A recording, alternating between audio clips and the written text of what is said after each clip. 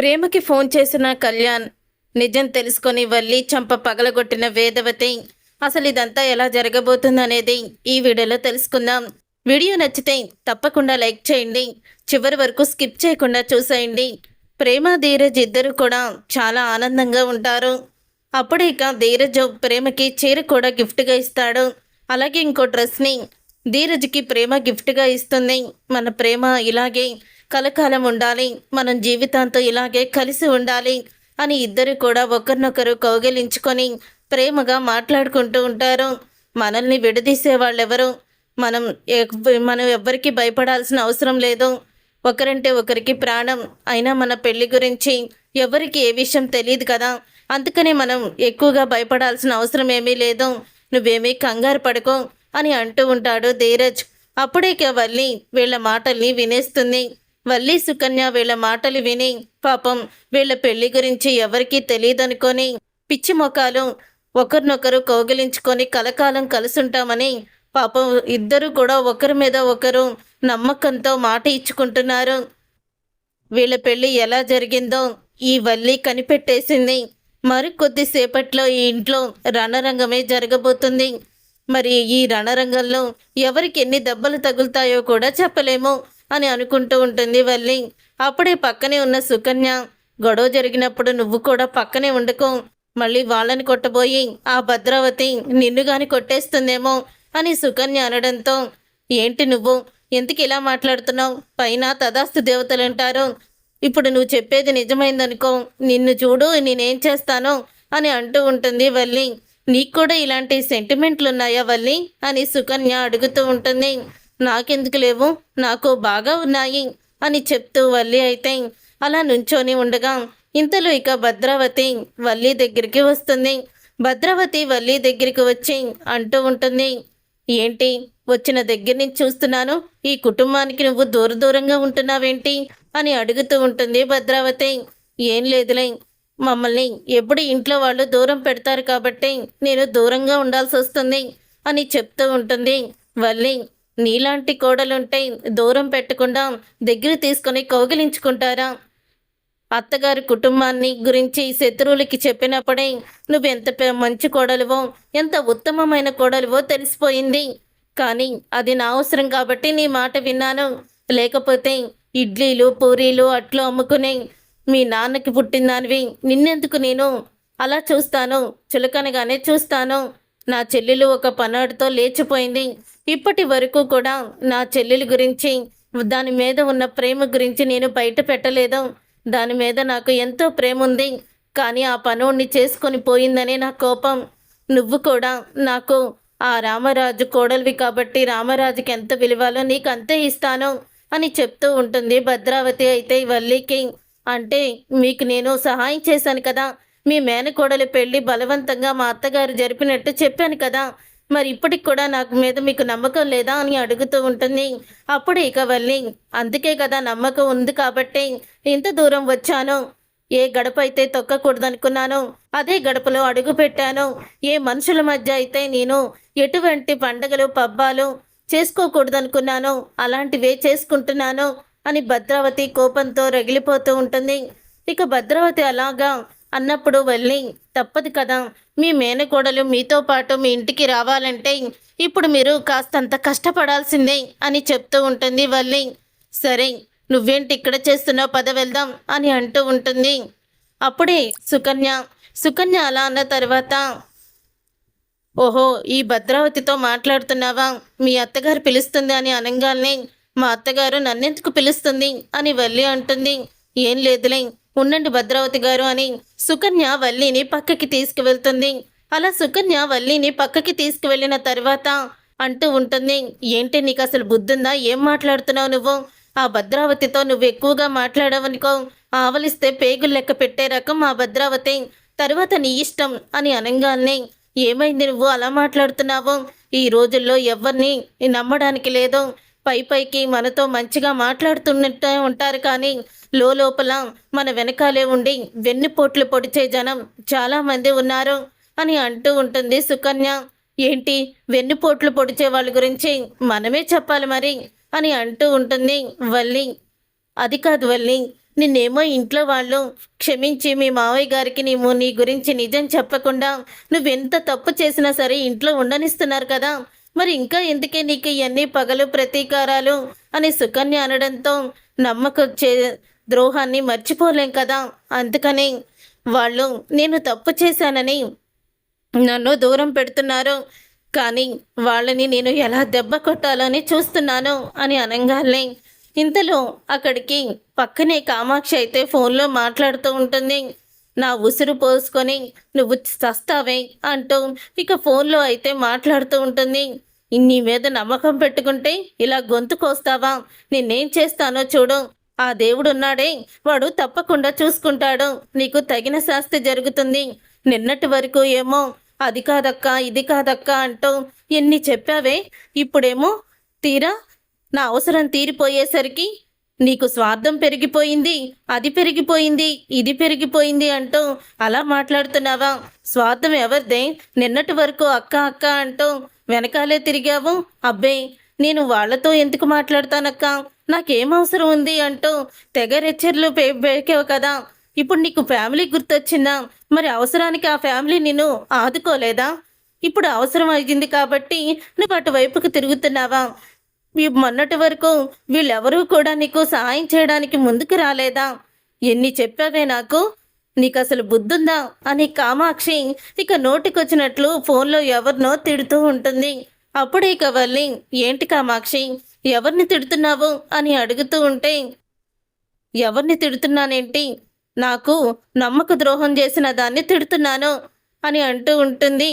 కామాక్షి ఏమైంది, ఎందుకు తనని ఎవరు నీకు ఏం ద్రోహం చేశారు అని అంటూ ఉంటే, ఏమీ లేదు, నేను ఒక బిజినెస్ని స్టార్ట్ చేశాను కదా, తను కూడా బిజినెస్లో పాల్గొంది, అలాగే నాకు ఎగనెస్ట్గా మరొకరు బిజినెస్ పెట్టారు, వాళ్ళు బిజినెస్ పెట్టిన దగ్గర నుంచి తనని కూడా అక్కడికి రమ్మంటున్నారు, అంటే నా దగ్గర మొత్తం నేర్చుకుంది కదా, వర్క్ అంతా రమ్మనేసరికి నేను రానని ముందులో చెప్పేది, కానీ ఇంతలో ఏమైందో అసలు 2 రోజుల నుంచి నా కాల్ లిఫ్ట్ చేయడం లేదు, ఏమీ లేదు, తీరా నేను నిలబడి అడిగేసరికి నేను తప్పక వెళ్ళాల్సి వచ్చింది అక్కడికి అని చెప్పేసి ఫ్యామిలీ గురించి అలా ఇలా అని కబుర్లు చెప్తుంది. నేను గట్టిగా అడిగేసరికి ఏంటి స్వార్థంగా మాట్లాడుతున్నావు, అసలు నువ్వు వేరే వాళ్ళ దగ్గరికి వెళ్తే ఓర్చుకోలేవే అంటుంది. ఇక్కడ పని చేస్తూ ఒక్క మాట కూడా చెప్పకుండా వాళ్ళతో నాకు సంబంధం లేదన్న మనిషి వెళ్ళి వాళ్ళ దగ్గర చేస్తుంటే దాన్ని ఏమంటారు, అవతల వాళ్ళది స్వార్థం అంటారా లేకపోతే మనదంటారా? చెప్పు వల్లి వదిన, ఏదో అవసరానికి మన దగ్గర అవసరానికి ఎప్పుడూ కూడా మనం హెల్ప్ చేసినప్పుడు కనీసం మాట వరుసకైనా చెప్పాలి కదా, వాళ్ళ దగ్గరికి నేనెందుకు వెళ్తాను, ఎవరిని వెళ్ళనిస్తాను, అలాంటిదే ఉండదక్క అంటూ ఎంతో గొప్పగా చెప్పి ఇప్పుడేమో ఫ్యామిలీ ముఖ్యమంట, మరి తనకి అవసరమైనప్పుడు డబ్బులు ఇచ్చివ్వడానికి ఆ ఫ్యామిలీ గుర్తు రాలేదో ఏంటో అని అంటూ కామాక్షి తిడుతుంది. అవునులే, ఈ రోజుల్లో అలాగే ఉన్నారు, మంచి చేసిన వాళ్ళనే ఎదురు తిరిగి మీరు స్వార్థపరులు, మీరు అవకాశవాదులు అంటున్నారు, వదిలేయో వదిన, వాళ్ళ పాపాన వాళ్లే పోతారు అని అంటూ ఉంటుంది వల్లి. అవును నిజమే, తప్పు చేసిన వాళ్ళు ఎప్పటికైనా తప్పించుకోలేరు, నిజం ఎప్పటికైనా బయటికి వస్తుంది, మోసం చేసిన వాళ్ళు బయటికి రావాల్సిందే కదా, ఎన్ని రోజులు ఆ నిజాలు దాచిపెట్టినా దాగవు అని వల్లితో కామాక్షి అయితే అంటూ ఉంటుంది. ఏంటే ఇదేదో డైలాగు మనకు కొట్టినట్టే ఉంది అని సుకన్య వల్లితో అంటూ ఉంటే ఆ మాట విని అప్పుడే అదేం ఉండదులే, అయినా ఈ రోజుల్లో పాపాలు చేసిన వాళ్ళే బాగా బ్రతుకుతున్నారు, ఇది కలికాలం కదా, పాపం చేసిన వాళ్ళకి మోసం చేసిన వాళ్ళకి రోజులు ఎక్కువ అని చెప్తూ ఉంటుంది వల్లి. ఇదంతా ఇలా జరుగుతూ ఉండగానే అప్పుడే ఇక ప్రేమ తన గదిలో రెడీ అవుతూ ఉంటుంది. అలా ప్రేమ గదిలో రెడీ అవుతూ ఉండగా ఇంతలో భద్రావతి ఏంటి ప్రేమ చాలాసేపటి నుంచి ఇక్కడ లేదు, ఎక్కడికి వెళ్ళింది అని అడుగుతూ ఉంటే అప్పుడే ఇంకా లోపల రెడీ అవుతున్నట్టుంది అని చెప్తూ ఉంటుంది వేదవతి. వేదవతి అలా చెప్పిన తర్వాత ఇక భద్రావతి ఇక వెంటనే ప్రేమ దగ్గరికి వెళ్దామని ప్రేమ దగ్గరికి అయితే వస్తూ ఉంటుంది. రెడీ అవుతున్న ప్రేమ ఫోన్ అయితే వస్తుంది. ఆ ఫోన్ లిఫ్ట్ చేసి ఎవరు అని అడుగుతూ ఉంటుంది ప్రేమ. నేను కళ్యాణ్ని డార్లింగ్ అని అంటూ ఉంటాడు అవతల వైపు కళ్యాణ్. ఇక ఆ మాట విని ఒక్కసారి ప్రేమ షాక్ అయిపోతూ ఉంటుంది. రేయ్, నువ్వెందుకు చేసావురా? నువ్వెందుకు చేసావు ఫోను అని అంటూ ఉంటే, నేనెందుకు చేశానా? నేనెందుకు చేశానో నీకు తెలీదా డార్లింగ్? నాకు నువ్వు కావాలి అని అంటూ ఉంటాడు. ఏంటి, మా ఆయన నిన్ను అన్ని దెబ్బలు కొట్టినా కూడా నీకు ఏమాత్రం బుద్ధి రాలేదా? ఎందుకు ఇలా మాట్లాడుతున్నావు అని అడుగుతూ ఉంటుంది ప్రేమ. నీ ఆయన ఈసారి నన్ను దెబ్బ కొట్టలేలే. నేను చెప్పినట్టు చెయ్యకపోతే నీకు పుట్టగతులు కూడా ఉండవు. చూడు, రూపురేఖలు లేకుండా నీ జీవితాన్ని నాశనం చేస్తాను అని అంటూ ఉంటాడు. అప్పుడు ఇక ప్రేమ అయితే చాలా కంగారు పడిపోతూ ఉంటుంది. ఇంతలో భద్రావతి వస్తుంది. ప్రేమ అని పిలవంగానే ఉలిక్కిపడి ఫోను కట్ చేసేస్తుంది. అప్పుడు ఇక భద్రావతి, ఏంటి ప్రేమ, ఎందుకు అలా ఉలిక్కిపడ్డావు? నేనేనే అని అంటూ ఉంటుంది. నువ్వా అత్త? ఎవరు అనుకొని సడన్గా భయపడిపోయాను అని చెప్తూ ఉంటుంది ప్రేమ. అవును, ఏంటి నువ్వు ఇంకా రెడీ అయ్యి రాలేదు అని అడుగుతూ ఉంటుంది భద్రావతి. రెడీ అవుతున్నానత్త, అయిపోయింది ఆల్మోస్ట్ అని చెప్తుంది ప్రేమ. ఈ చీర నీకు చాలా బాగుంది అని చెప్తూ ఉంటే, ధీరజ్ ఎంతో ప్రేమతో నాకు గిఫ్ట్గా ఇచ్చాడత్త, బాగుందా చీర అని అడుగుతూ ఉంటుంది. వాడు ఎన్ని గిఫ్ట్లు ఇచ్చినా ఇక నిన్ను వాడికి దూరం చేయడం మాత్రం నేను అస్సలు కూడా చేయకుండా ఉంటానా ఏంటి? ఖచ్చితంగా మీ ఇద్దరిని దూరం చేసే తీరుతాను అని అనుకుంటూ ఉంటుంది భద్రావతి. అప్పుడు ఇక భద్రావతి, సరే తొందరగా రా అని చెప్పి వెళ్ళిపోతుంది. అలా వెళ్ళిపోయిన తర్వాత అప్పుడు ఇక ప్రేమ, వీడేంటి మళ్ళీ బెదిరిస్తున్నాడు? ఏం జరిగింది? మళ్ళీ వీడు నా జీవితంలోకి ఎందుకు వస్తున్నాడు? అంతా సర్దుకుంటుంది. అందరూ హ్యాపీగా ఉన్నాము అనుకునే వేళ మళ్ళీ నాకు వీడు శనిగాళ్ళ దాపరించాడు. ఇప్పుడు ఏం చెయ్యాలి నేను అని టెన్షన్ పడిపోతూ ఉంటుంది ప్రేమ. తర్వాత అందరూ కూడా భోజనాలకైతే కూర్చుంటారు. అలా భోజనాలకి కూర్చున్న తర్వాత అప్పుడే ఇక ప్రేమ అయితే వడ్డిస్తూ ఉంటుంది. ఇంతలో ప్రేమ ఫోన్ అయితే రింగ్ అవుతూ ఉంటే ఒక్కసారి ప్రేమ ఉలిక్కి పడిపోతుంది. అప్పుడు మళ్ళీ భద్రావతి ప్రేమని గమనిస్తుంది. భద్రావతే కాదు, నర్మద కూడా గమనిస్తుంది. ఇదేంటి ప్రేమ ఫోన్ చూసి అలాగా షాక్ అయిపోయి ఏంటో బెదిరిపోయినట్టు భయపడినట్టు కనపడుతుంది. ఎవరు ఫోన్ చేసుంటారు అని నర్మదకి అనుమానం వస్తుంది. తర్వాత ఇక నర్మద వడ్డిస్తూ ఉండడంతో దగ్గరికి వెళ్ళలేకపోతుంది ప్రేమ దగ్గరికి. అలా ప్రేమ ఫోను పదే పదే రింగ్ అవుతూనే ఉంటే అప్పుడే ఇక ప్రేమ అయితే కామాక్షి చేతికి వడ్డించమని చెప్పి తను ఫోన్ తీసుకొని పక్కకి వెళ్తుంది. ఇక పక్కకి వెళ్ళిన తర్వాత, రే ఏంట్రా అసలు ఏమనుకుంటున్నావు? ఎందుకు పదే పదే ఫోన్ చేస్తున్నావు అని అడుగుతూ ఉంటుంది ప్రేమ. చెప్పాను కదా డార్లింగ్, నిన్ను నీ జీవితాన్ని నాశనం చేసే వరకు నేను నిద్రపోను. నేను చెప్పినట్టు చెయ్యి, లేకపోతే నేనేం చేస్తానో నీ ఊహకే అందదు అని బెదిరిస్తూ ఉంటాడు. రే, నీ బెదిరింపులకి నేను లొంగుతాననుకుంటున్నావా? ఈసారి నిన్ను అడ్డంగా నరికేస్తాడు నా భర్త. అంతేకాదు, నీ గురించి మొత్తం మా ఇంట్లో వాళ్ళందరికీ కూడా ఎప్పుడో చెప్పేశాడు. నువ్వు చేసేది ఏమీ ఉండదు అని చెప్తూ ఉంటుంది ప్రేమ. ఇక చెప్పేసి ఫోన్ కట్ చేస్తుంది. కట్ చేసి వెనక్కి తిరగంగానే ఇక నర్మద అయితే ఉంటుంది. ఇక నర్మదని చూసి ఎవరో వచ్చేసారేమో అని ఉలిక్కి పడిపోతుంది ప్రేమ. ఇంతలో భద్రావతి ప్రేమ ఎందుకో భయపడుతుందని అనుమానం రావడంతో ఇక ప్రేమని వెతుక్కుంటూ భద్రావతి కూడా వస్తుంది. అప్పుడే నర్మద అయితే ప్రేమని అడుగుతూ ఉంటుంది పక్కకి తీసుకువెళ్ళి, ఏం జరిగింది, ఎందుకు నువ్వు అలా ఉన్నావు అని అడుగుతూ ఉంటుంది ప్రేమని. అప్పుడే ఇక ప్రేమ, అక్క, ఆ కళ్యాణ్ గాడు మళ్ళీ ఫోన్ చేశాడక్క అని అంటూ ఉంటుంది ప్రేమ. అప్పుడు ఇక కళ్యాణ్ ఫోన్ చేశాడా అని నర్మద షాక్ అయిపోతుండగా కిటికీలో నుంచి వీళ్ళిద్దరు మాటలు వింటున్న భద్రావతి కళ్యాణ్ పేరు ఎత్తంగానే, కళ్యాణ్ అంటే ప్రేమ ప్రేమించిన వాడు కదా, ఇప్పుడు ప్రేమకి ఎందుకు వాడు ఫోన్ చేశాడు అని భద్రావతికి అనుమానం వస్తుంది. అప్పుడు ఇక నర్మద, వాడికి మొన్న ధీరజ్ ఇచ్చిన షాటు పని చేయలేదు, ఇప్పుడు మళ్ళీ నీ వెంటపడి నిన్ను హింసిస్తున్నాడా అని అడుగుతూ ఉంటుంది నర్మద. అవునక్క, గత కొన్ని రోజులుగా నా పెళ్లి గురించి నాకు ఏంటో దిగులు పట్టేసుకుంది. ఆ రోజు ఇన్స్పెక్టర్ నన్ను హోటల్ దగ్గరికి రమ్మని మీరు ఏ రూమ్లో ఉన్నారో అన్నీ కూడా వివరాలు అడిగారు. ఆ రోజు ఎంత టెన్షన్ పడ్డామో నీకు కూడా తెలుసు కదా అని అంటూ ఉంటే, అవును తెలుసు, ఆ రిసెప్షనిస్ట్లో ఆ కీ తీసుకొని రూమ్కి వెళ్ళిన తర్వాత నా పెళ్ళే నాకు గుర్తొచ్చిందక్క. ధీరజ్ నన్ను పోలీసులు వ్యభిచారిగా అరెస్ట్ చేయడానికి వచ్చినప్పుడు కిటికీలో నుంచి వచ్చి నా మెడలో తాళి కట్టాడు. కట్టి నన్ను వ్యభిచారిగా అరెస్ట్ అవ్వకుండా చూశాడు అని అంటూ ఉంటుంది ప్రేమ. అప్పుడు ఇక ఆ మాట విని భద్రావతి షాక్ అయిపోతూ ఉంటుంది.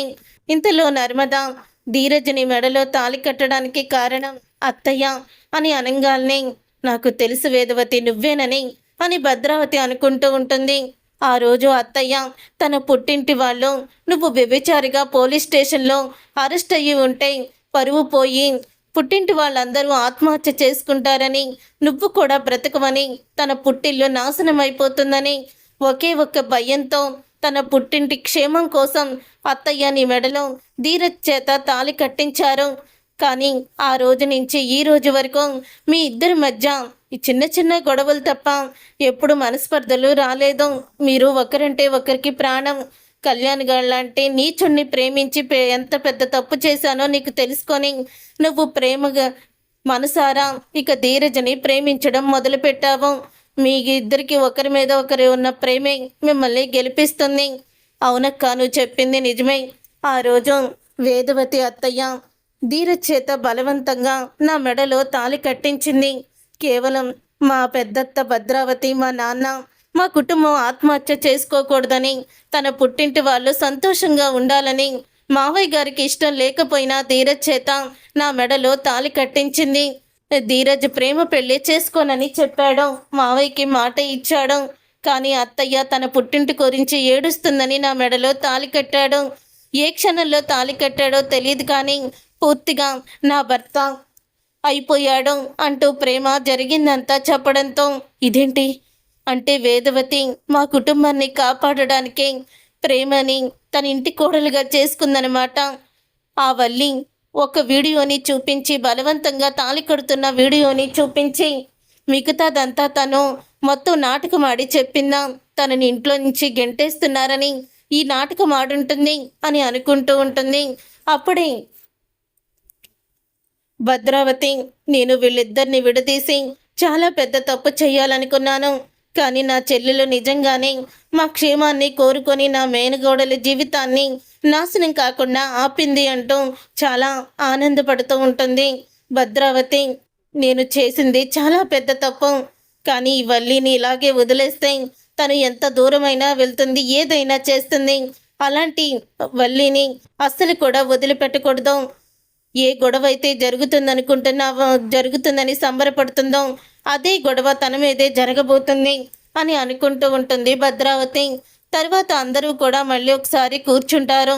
కూర్చున్న తర్వాత ఇక వల్లి అయితే భద్రావతి దగ్గరికి వెళ్ళి ఇంకా ఆలోచిస్తున్నారేంటి, మొదలు పెట్టండి అని అంటూ ఉంటుంది. ఏంటి మొదలు పెట్టేది అని అంటూ ఉంటుంది భద్రావతి. మీ ఫోన్లో చూపించిన వీడియోతో ఏదో చేస్తానన్నారు కదా అదే అని అనగానే అవునవును మర్చిపోయాను అంటూ ఇక పైకి లేచి భద్రావతి వల్లి చెంప పగలగొడుతుంది. అది చూసి అందరూ షాక్ అయిపోతూ ఉంటారు. ఎందుకు నా కోడల్ని కొట్టావని రామరాజు అడుగుతూ ఉంటే నీ కోడలా, ఇలాంటి నీ కోడలు నీకు ఉండకూడదు, ఉంటే ఏమవుతుందో తెలుసా అని అంటూ ఉంటుంది.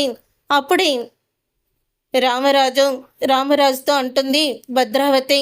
ఇక రామరాజు ఏంటి మాట్లాడుతున్నావు అని అనగానే నీ కోడలు బంగారం, ఇంటి పేరుని నిలబడుతుందని నువ్వు అనుకుంటున్నావు రామరాజు, కానీ తను నీ కుటుంబాన్ని నాశనం చేయాలని అనుకుంటుంది అని అనగానే ఒక్కసారి షాక్ అయిపోతూ ఉంటాడు.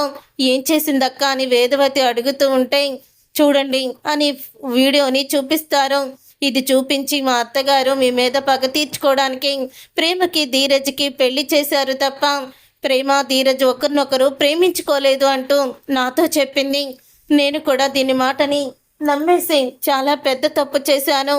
కానీ మీ అందరి మీద పగ తీసుకొని ఇంట్లో గొడవలు సృష్టించి ఎవరికి మనశ్శాంతి లేకుండా చెయ్యాలని తన ప్లాను, అందుకే తను అలా చేసింది అంటూ నిజాన్ని బయట పెడుతుంది భద్రావతి. మీ కోడలేదో గొప్పగా అనుకుంటున్నట్టున్నావు రామరాజు, నీ కోడలు గొప్పది కాదు, డబ్బులు కోసం గడ్డి తినే రకం. అలాంటి దాని గురించి మీరు ఆలోచించాల్సిన అవసరం కూడా లేదు అని చెప్తూ ఉంటే ఆ మాట విని ఒక్కసారి రామరాజు వల్లి వైపుకి చూసి షాక్ అయిపోతూ ఉంటాడు. అప్పుడే వేదవతి వల్లి చెంప పగలగొట్టి ఇంత జరిగినా నీలో బుద్ధి రాలేదంటే కుక్కతోకర వంకరన్నట్టు నీకెప్పటికీ కూడా బుద్ధి రాదు, పోవే బయటికి, శాశ్వతంగా మా ఇంటి నుంచి వెళ్ళిపో అని అంటూ ఉంటుంది వేదవతి. చూసారుగా ఫ్రెండ్స్, రాబోయే కథలో ఖచ్చితంగా ఇలాగే జరగబోతుంది. మరి ఇలాగే జరగాలని మీరైతే కోరుకుంటున్నారా? అయితే వీడియోని తప్పకుండా లైక్ చేసి ఛానల్ని సబ్స్క్రైబ్ చేసుకొని పక్కనే ఉన్న గంట సింబల్పై ఆల్ అని క్లిక్ చేయండి. అప్పుడే మేము పెట్టే ప్రతి వీడియో మీరు మిస్ కాకుండా చూసేవచ్చు.